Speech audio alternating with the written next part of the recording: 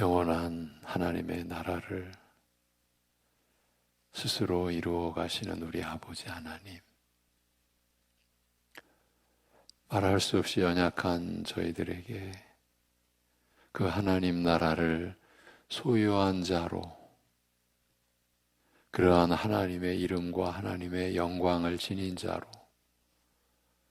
삼아주시고 세워주시고 지켜주시는 은혜로 오늘까지 살아왔음을, 그 은혜로 오늘도 살게 됨을 이 한날의 첫 시간, 그래서 감사함으로 찬양함으로 시작해 하시오니 이 또한 감사드립니다. 이 땅에 영원한 것 없고 있을 리 없고 오직 하나님의 말씀만이 영원하시다 하셨사오니 그 말씀에 담긴 하나님의 뜻을, 영원한 의미와 가치를 지닌 뜻을 우리가 구하고 그것을 바라보고 오늘도 살게 하여 주시옵소서.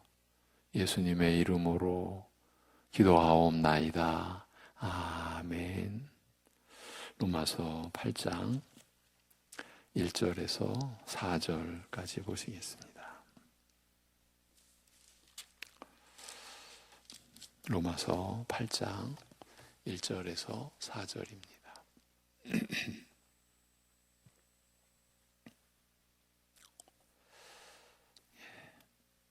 우리 같이 로마서 8장 1절에서 4절 같이 보시겠습니다. 그러므로 이제 그리스도 예수 안에 있는 자에게는 결코 정죄함이 없나니 이는 그리스도 예수 안에 있는 생명의 성령의 법이 죄와 사망의 법에서 너를 해방하였음이라. 율법이 육신으로 말미암아 연약하여 할 수 없는 그것을 하나님은 하시나니 곧 죄로 말미암아 자기 아들을 죄 있는 육신의 모양으로 보내어 육신의 죄를 정하사 육신을 따르지 않고 그 영을 따라 행하는 우리에게 율법의 요구가 이루어지게 하려 하심이니라. 아멘. 오늘 본문을 다시 한번 들려드립니다. 그러므로 이제 그리스도 예수 안에 있는 자들에게는 그 어떤 정죄도 없느니라. 이는 그리스도 예수 안에서 생명의 성령의 법이 너를 죄와 사망의 법에서 해방하였음이라. 율법이 육으로 말미암아 연약하여 할 수 없었던 이것과 관련하여 하나님께서는 속죄를 위하여 자기의 아들을 죄의 육과 비슷하게 보내사 육에 있는 죄를 정죄하셨으니 이는 육을 따라 살지 않고 성령을 따라 행하는 우리에게서 율법의 요구가 이루어지게 하려 하심이라. 이렇게 되어 있습니다. 로마서 7장, 그 7장 7절부터 25절은 우리가 육적 상태, 그 죄 아래 노예로 팔린 상태에서 겪는 납득하기 어려운 일들에 대하여, 특히 하나님의 법을 지키고자 간절하게 원하는 마음이나 굳은 의지마저 죄 앞에 힘없이 무너져 끌려가는 그 패배의 비참함과 고통과 절망에 대하여 자세히 설명하고 있습니다. 그러나 부패한 육적 성품으로 말미암아 죄의 노예가 된 이 불행에서 벗어나는 길과 소망이 그리스도를 통하여 열려 있음을 알리고자 그리스도 우리 주를 통하여 우리는 그리스도 우리 주를 통하여 하나님께 감사하리로다 라는 찬송으로 마감을 합니다. 7장이 그렇게 마감이 됩니다. 로마서 8장은 이 사실을 명백하게 밝히되 어떤 사실입니까? 그 패배, 그 고통, 그 절망의 불행에서 벗어나는 길과 소망이 그리스도를 통하여 열려 있음을 알리고자 그리스도 우리 주를 통하여 하나님께 감사하리로다. 그 사실을 명백하게 밝히되 그러므로 이제 그리스도 예수 안에 있는 자들에게는 그 어떤 정죄도 없느니라는 선언으로 시작하고 있습니다. 로마서 8장은 이 선언으로 시작을 하는 겁니다. 지금 로마서는 육적 성품으로 말미암아 죄의 노예가 된 얽매임에서 풀려나는 자유가 죄로 말미암아 정죄받는 것으로부터 벗어나는 것과 뗄 수 없이 연결되어 있다고 알리는 것입니다. 다시 한번 말씀을 드립니다. 이 로마서는 육적 성품으로 말미암아 죄의 노예가 된 얽매임에서 그 굴레에서 풀려나는 자유가 죄로 말미암아 정죄받는 것으로부터 벗어나는 것과 뗄 수 없이 연결되어 있다. 이 점을 알리는 겁니다. 그리스도 예수 안에 있는 자들, 곧 그리스도에게 속한 자들에게는 그 어떤 정죄도 없다는 사실이 우리 믿는 자로 하여금 모든 죄의 얽매임에서 심지어 육으로 말미암아 죄의 노예가 된 얽매임으로부터도 벗어나게 한다고 선언하는 것입니다. 얼마나 이걸 놀랍다, 기이하다 이런 식으로 표현할 수 있는 그런 정도나 차원이 아니죠. 그리스도 안에 있는 자들, 곧 그리스도에게 속한 자들, 오직 그리스도를 믿음으로 하나님으로부터 의롭다 여김을 받은 자들, 달리 말하면 칭의의 은혜를 입은 자들, 그리스도에게 속한 자들에게는 그 어떤 정죄도 없다는 그 사실이 우리 믿는 자로 하여금 모든 죄의 얽매임에서 육으로 말미암아 죄의 노예가 된 얽매임으로부터도 벗어나게 한다. 이 선언입니다. 이 선언으로 로마서 8장이 시작이 됩니다. 그런데 단순하게 정죄가 없다. 이제 우리말로는 결코 정죄함이 없다. 원문대로 말씀드리면 그 어떤 정죄도 없다라고 말함으로써 지금 바울은 정죄에 대하여 조금 폭넓게 생각하고 있음을 은연중에 드러내고 있습니다. 어떤 정죄도 없다는 말은 정죄의 이런저런 여러 가지 면이나 성격을 의식할 때 사용할 수 있기 때문입니다. 어떤 정죄도 없다. 정죄의 여러 가지 면이나 그 성격을 의식할 때 표현할 수 있는 말이기 때문이라는 겁니다. 지금까지 로마서는 정죄하다는 말을 불신자나 유대인이나 신자 등 대상을 구별하지 않고 죄 일반에 대하여 광범위하게 적용하는 포괄적인 맥락에서 유죄의 판결의 뜻으로 사용해 왔습니다만 로마서 8장 1절에서 사용한 정죄라는 말은 그 뜻이 조금 특별하다고 말할 수밖에 없습니다. 이런 이해가 이 말씀을 앞과 뒤를 함께 보는 문맥으로 보는 글로 기록된 하나님 말씀의 그 특성은 글이니까 흐름이 있고 문맥이 있지 않습니까? 그런데 그런 그 관점에서입니다. 우선 바로 앞에서 그러니까 정죄라는 말이 그 뜻이 조금 특별하다. 이러한 개념이 어떻게 나오느냐 하면 우선 바로 앞에서 육으로 말미암아 죄의 노예가 된 상태에서 겪는 불행하고 비참한 일들을 자세히 밝힌 다음에 그리스도 예수 안에 있는 자들에게는 어떤 정죄도 없다라고 선언한 만큼 여기에서 말하는 정죄는 앞에서 말해온 내용과 밀접하게 관련될 수밖에 없기 때문입니다. 무엇보다 바로 이어서 이 선언의 이유와 근거를 설명하되 이는 그리스도 예수 안에서 생명의 성령의 법이 너를 죄와 사망의 법에서 해방하였음이라고 한 내용이 지금 언급한 정죄가 특수한 맥락에서 거론되고 있음을, 즉 성령의 법이 죄와 사망의 법에서 벗어나게 하는 자유와 밀접한 관계가 있는 정죄임을 분명히 밝히고 있기 때문입니다. 이렇게 정죄를 특별한 뜻으로 우리가 이해하고 해석하는 경우에 또 여기서 어떤 문제가 드러날 수 있습니다. 혹시 그 정죄의 반대 개념인 칭의, 칭의는 오직 믿음으로 우리가 의롭다 여김을 받는 거죠.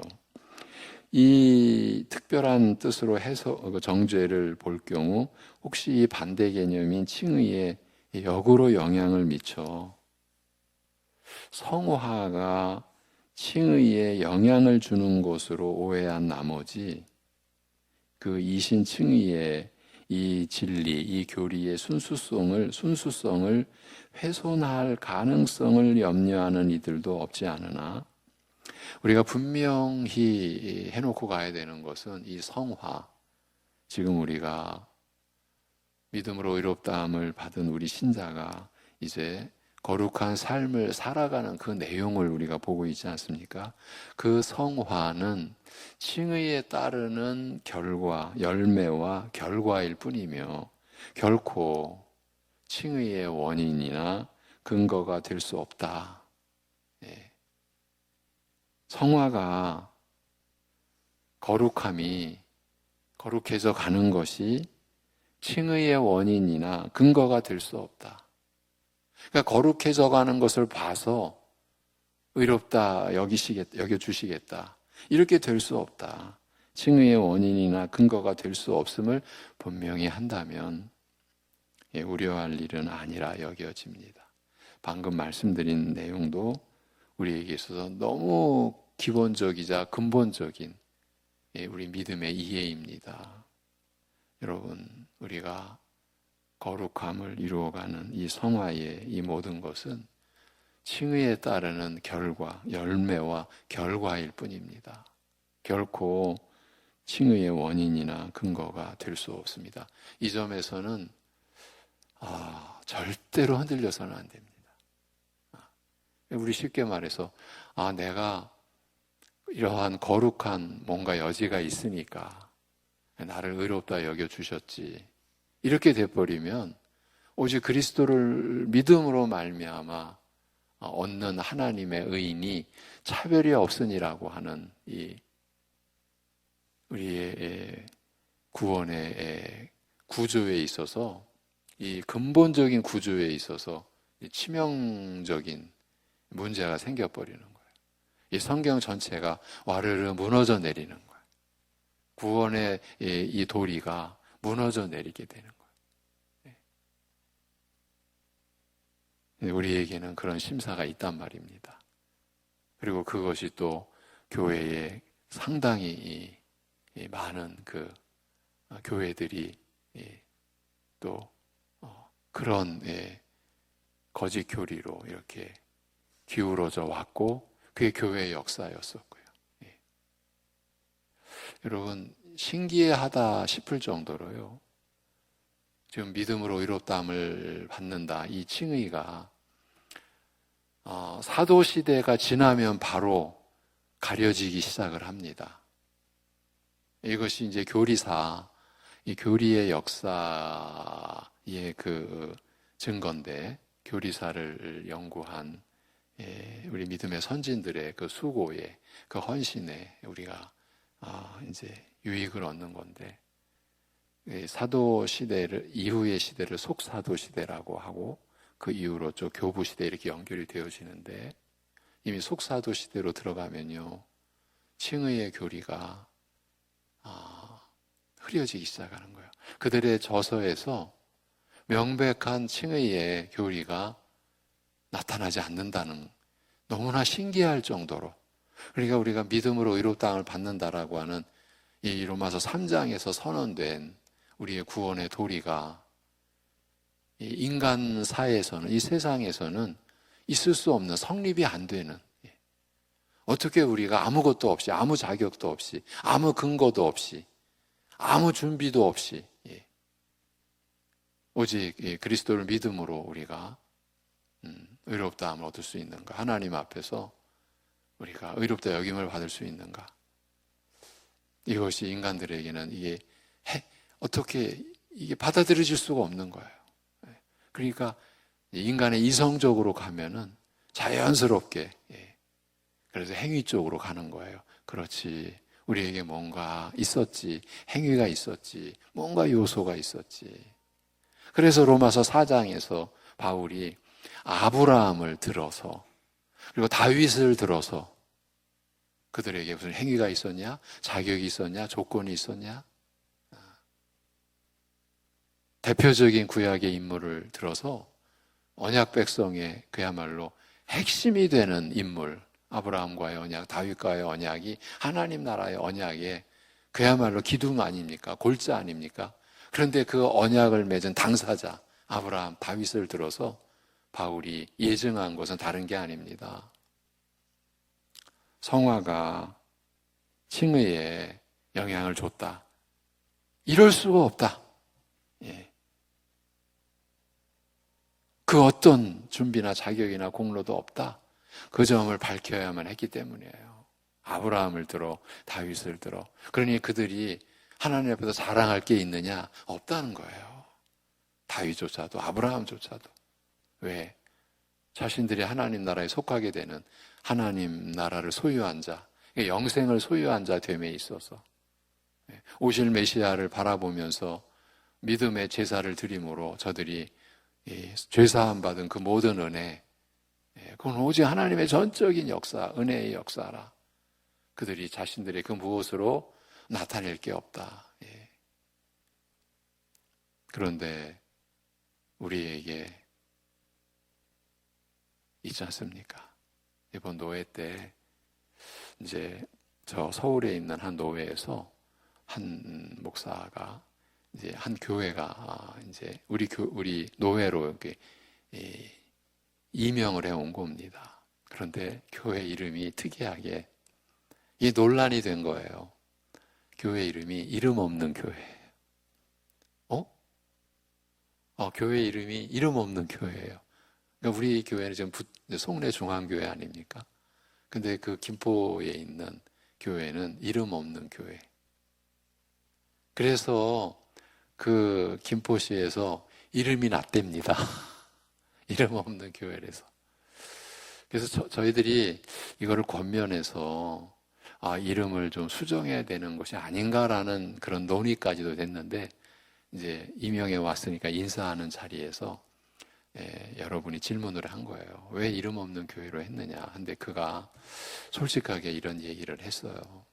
자기가 교육자로 부름 받아서 이제 담임 교육, 담임 목회를 하기 전에 여러 교회에서 그런데 크기가 또 큰 교회에서도 이렇게 섬기고 그러면서 선배들 앞에서 아주 솔직한 그러나 용기 있는 얘기를 한 거예요. 아주 짧은 시간이었는데 큰 교회에서 자기가 느낀 게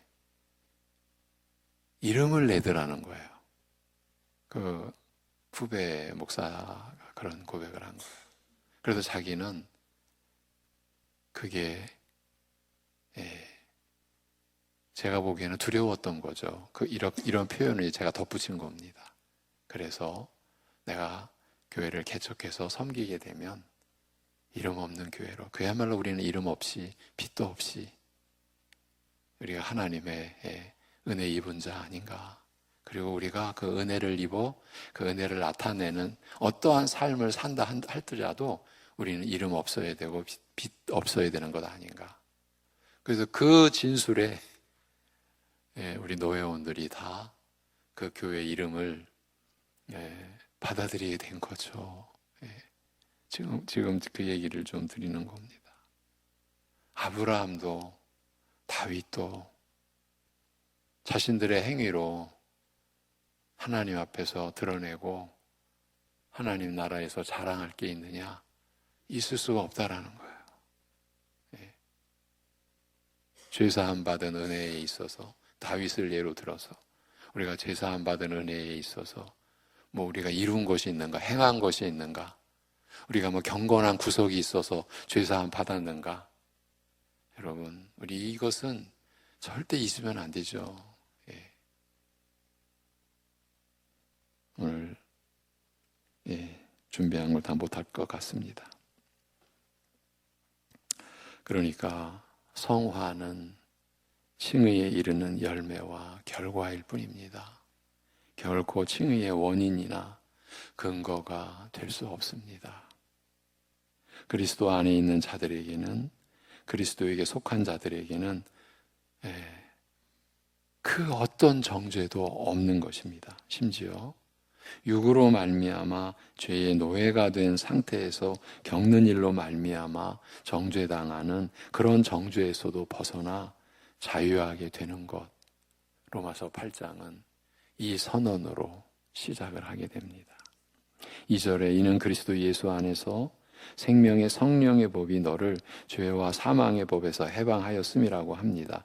죄로 죽은 나를 살려 거룩한 열매를 맺게 한 끝에 영생에 이르게 하는 생명의 성령의 법이 죄와 사망의 법에서, 즉 육으로 말미암아 죄가 나로 하여금 죽음을 향해 열매 맺게 하는 그 얽매임에서, 그 굴레에서 벗어나게 하였다는 뜻입니다. 그런데 여기서 이 은혜의 대상을 인칭이 바뀝니다. 이 인칭 단수대명사 너 이렇게 표현한 것은 분명히 앞 7장에 나 1인칭 단수대명사죠. 1인칭 나를 의식한 것.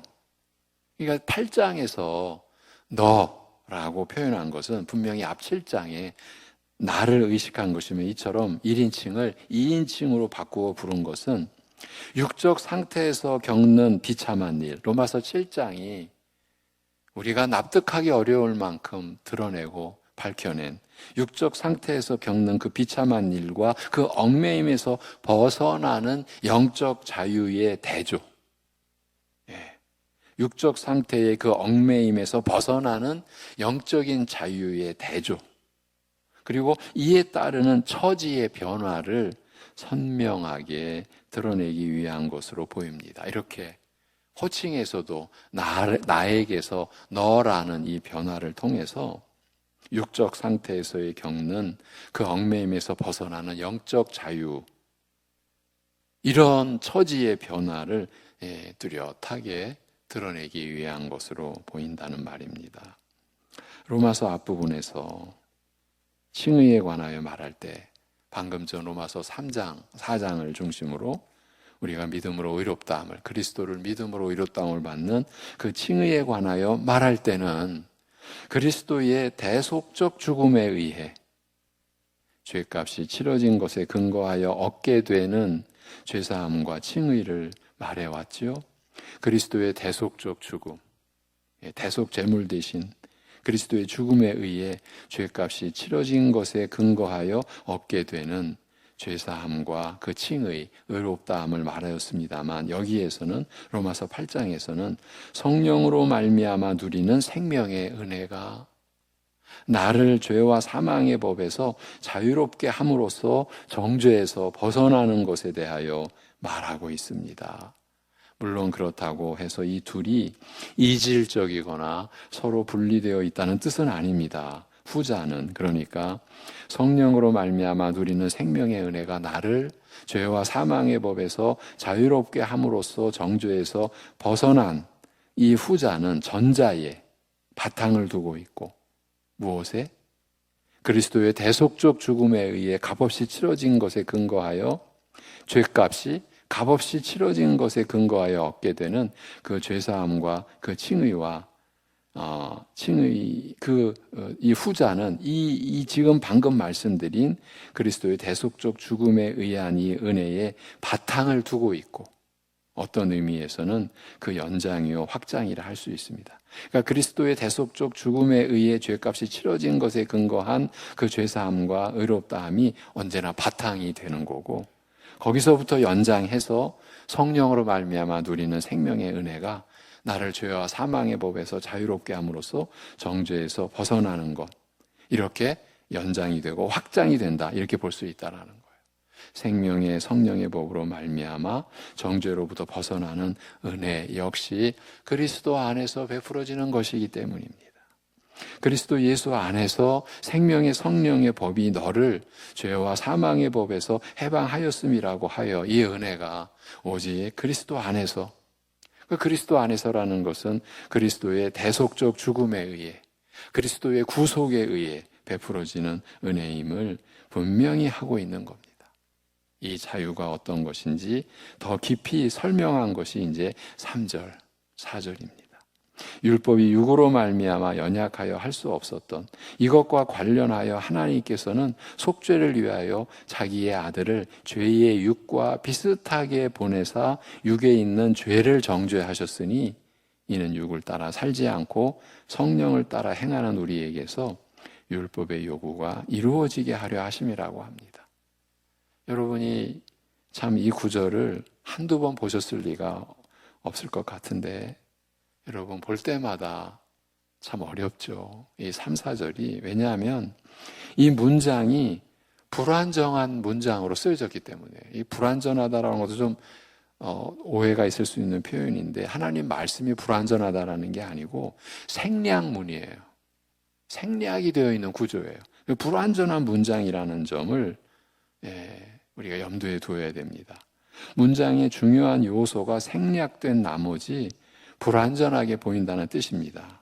이 문장을 주의 깊게 읽어보면 율법이 육으로 말미암아 연약하여 할 수 없었던 것이라는 말로 갑자기 끊어지는지라, 그러니까 생략이 되는 거예요. 그래서 다음 부분과 어떻게 연결되는지 가늠하기가 어렵습니다.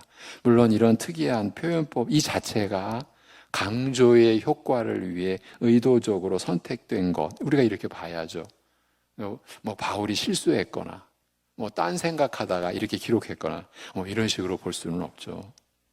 오히려 강조의 효과를 위해 의도적으로 그런 표현이 선택된 것입니다만, 대충 전체적인 뜻을 말한다면 율법이 육으로 말미암아 연약하여 할 수 없었던 것, 이 불행한 일을 두고 말한다면 하나님께서 아들을 보내어 죄를 정죄하셨다, 이렇게 요약할 수 있습니다. 하나님께서 아들을 보내어 죄를 정죄하셨어요. 율법이 육으로 말미암아 연약하고 할 수 없었던 이 불행한 일을 두고 말한다면 하나님께서 아들을 보내어 죄를 정죄하셨다. 먼저 율법이 육으로 말미암아 연약하여 할 수 없었던 것이라는 말은 바로 로마서 7장의 내용, 육적 상태에서 겪게 되는 납득할 수 없는 일, 즉 부패한 육적 성품으로 말미암아 겪게 되는 불행하고 그 비참한 일에 대하여 설명한 내용을 한마디로 압축한 것이라고 할 수 있습니다. 로마서 7장의 압축이 한마디, 율법이 육으로 말미암아 연약하여 할 수 없었던 것, 그것이죠. 이렇게 볼 수 있습니다. 왜 육적 상태에서는 하나님의 거룩한 율법이 오히려 죄의 정력을 불러일으키고 범죄하게 만드는지, 하나님의 법을 기뻐하고 지키기를 그렇게 원해도, 간절하게 원함에도 그런 간절한 마음과 굳은 의지가 왜 죄 앞에서 힘없이 무너지는지 그 근본 원인을 밝힌 말이기 때문입니다. 즉 율법이 하나님의 거룩한 율법으로서 기대되는 정상적인 기능, 즉 그 법에 순종하여 거룩하게 살게 하거나 죄를 회개하고 돌이키게 하는 기능은 전혀 감당하지 못하고 오히려 죄에게 역이용당하여, 그러니까 율법이 죄에게 역이용당하여 욕심을 불러일으키고 범죄하게 만드는 이 충격적인 결과를 초래하는 근본 원인은 바로 우리의 부패한 육적 성품으로 말미암아 율법이 연약하였기 때문이라, 즉 본래의 제 역할을 감당하기에는 역부족이었기 때문이라는 뜻입니다. 우리가 로마서 7장에서 거듭 확인하고 밝혀왔던 그 내용이죠. 이와 같이 거룩한 율법이 우리의 부패한 육적 성품으로 말미암아 무력하게 되는 예는 개인적으로도 얼마든지 확인할 수 있겠으나, 이 사실을 역사적으로 증명한 중요한 신뢰가 바로 이스라엘의 역사적 실패 아닙니까? 구약의 역사가 바로 이 중요한 신뢰인 거예요. 거룩한 율법이 우리의 부패한 육적 성품으로 말미암아 무력하게 되는 그 이스라엘의 역사예요. 이건 그야말로 객관적 역사적 증거인 거예요. 개인적으로도 얼마든지 우리 스스로도 얼마든지 확인할 수 있으나 성경은 이 사실을 기록해 놓았어요. 역사적으로 증명한 중요한 신뢰, 바로 이스라엘의 역사적 실패, 이스라엘의 멸망인 거예요. 죄로 인한 멸망, 불순종으로 인한 멸망. 그들은 이 세상 모든 족속 중에서 유일하게 거룩한 율법을 받았어요. 그런데 오히려 그 거룩한 율법이 우리의 부패한 육적 성품으로 말미암아 무력하게 되는 예를 이스라엘 역사는 예증한 거예요. 인간의 실체가, 실상이, 실존이 이럴 수밖에 없다. 그런데 그렇게 이스라엘의 역사적 실패 속에서 이스라엘 사람들, 이스라엘 백성들 가운데서 무슨 소리냐? 우리는 율법을 우리 나름대로 이뤄냈다, 지켜냈다. 그래서 우리 스스로 하나님 앞에 의롭다. 우리가 역임을 받을 수 있다. 이렇게 나온 족속들이 바리새인 대표적으로 율법의 교사인 서기관, 대제사장들. 그러니 예수님의 이 땅에 오셔서 육신으로 계실 때에 그들을 향하여 이 회칠한 무덤들아, 무덤 같은 자들아. 지금 속은 그야말로 부패한, 시신이 부패한 것과 같이 썩고 그렇게 냄새나고 그렇게 더럽고 불결한데 겉으로는 회칠한 무덤이라는 거예요. 너무나 아름답게 포장이 되어 있는 거예요. 이것이 인생의 거짓이라는 것을 바리새인들은 그렇게 드러내 주었죠. 우리가 이러한 얘기까지도 또 끄집어내는 것은 우리 자신을 돌아보기 위함인 것이죠. 내일 여기서 이어가도록 그렇게 하겠습니다. 기도하겠습니다. 그리스도 안에서 그리스도에게 속한 자에게 베풀어지는 이 놀라운, 이 세상에서는 있을 수 없는, 우리 육신으로는, 우리 사람으로는 흉내조차 낼 수 없는 이 생명의 은혜, 새 생명을 주시는 은혜를 우리에게 말씀하여 주심을, 이 은혜를 기록하여 하나님의 말씀으로 우리에게 주셔서 또한 성령께서 그 말씀을 우리에게 풀어주셔서 우리로 하여금 이 땅의 것이 아닌 하늘의 진리, 땅으로 무엇으로나 인간의 그 무엇으로도 받을 수 없는 구원의 진리를 성령님을 통하여 우리로 하여금 말씀을 풀어주셔서 받게 하여 주시는 은혜를 찬송드리며 감사를 드립니다. 아버지 하나님, 우리가 하나님의 말씀을 받기 어려울 때에 오직 하나님께 나아가고 어려우니 그냥 덮는 것이 아니라 피해가는 것이 아니라 안 된다고 내버려 두거나 좌절하거나 낙심하는 것으로 끝나는 것이 아니라 오직 그 말씀만이 진리요, 그 안에서 우리의 영원한 살 길이 우리에게 주어진 그 은혜를 우리가 받아야 하오니 하나님께 나아가 성령님의 역사하심을 구하고 우리 주 예수 그리스도 안에서 우리가 받아 누려야 할 은혜를 우리가 구할 수 있는 우리들 되게 하여 주시옵소서. 그러기에 마치 우리 스스로가 말씀을 깨달은 것 같이 여기는 그 무서운 무지와 교만하면서도 교만을 모르는 그 죄악에서도 우리를 건져주시고 구별하여 주시옵시고, 말씀 한 구절이 우리에게 믿음으로 받아들여지고 그것이 나를 위한 하나님의 말씀으로 내게 받아들여졌다는 그 사실이 전적인 하나님의 역사요, 성령님의 역사요, 그리스도의 구속 안에서 우리가 받은 생명의 은혜임을 우리가 고백할 수 있는 자리, 거기서 우리가 벗어나지 않게 하여 주시옵소서. 아버지 하나님, 우리가 이 땅을 살아갈 때에 영원한 가치는 오직 하나님 말씀밖에 없음을, 우리가 영원한 하나님 나라를 소유한 자이기에 영원한 가치 있는 것을 구하며 살아야 되는데 오직 말씀 안에밖에는 없음을, 말씀 밖에 그 영원한 가치 있는 것이 없음을 우리가 잊지 아니하고 기억하고, 그래서 우리가 말씀을 붙들며 말씀 안에서 우리가 살아갈 수 있게 하여 주시옵소서. 우리가 어떠한 일을 하든지 어떠한 처지에 있든지 편재하시는, 어디나 계시는 하나님의 그 역사와 은혜와 사랑 안에서 사랑하는 우리 성도들, 모든 성도들 영원한 말씀 붙들고 그 안에서 우리가 영원한 생명 받은 것을 감사하고 그 은혜로 살아가는 오늘 되게 하여 주시옵소서. 너무나 어려운 상황인 우리 지체들, 가족들, 이웃들이 있습니다. 좌절하고 낙심하고 그 두려움에 완전히 함몰될 수 있는 그러한 상황에서도 죽은 자를 다시 살리시는 하나님을 우리가 신뢰할 수 있는 그 길이 우리에게는 있음을, 주어져 있음을, 죽은 자를 살리시는 것만큼 더 큰 권능이 없는 그 은혜가 우리에게 주어짐을 믿고서 그런 두려운 상황 속에서도 산 소망의 빛이 비추임을 오늘 경험케 하여 주시옵소서. 예수님의 이름으로 기도하옵나이다. 아멘.